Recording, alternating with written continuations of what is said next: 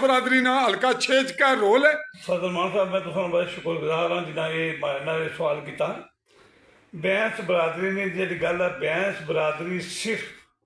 95% जी है ये चौधरी अली शान नाल है, जिन्होंने 5% लोग जो खिलाफ टुरने वाले जेडे बड़े अजकल बड़िया की कुछ मनन कुछ बंदा लगे आ,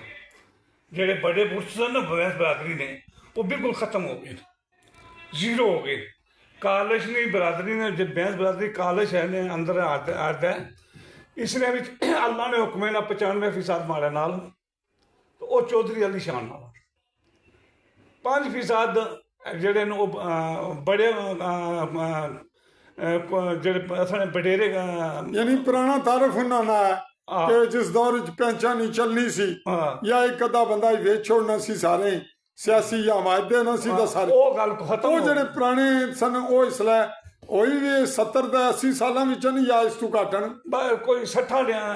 दौरान है, इस तू अग्गे ही बुढ़े कोई नहीं, इस तो अगे ही ज्यादा है।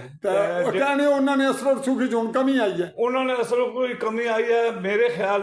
मुताबिक तुसें दस्सिया 5% उन्होंने को है जो कुछ हैगा। अच्छा तो तुस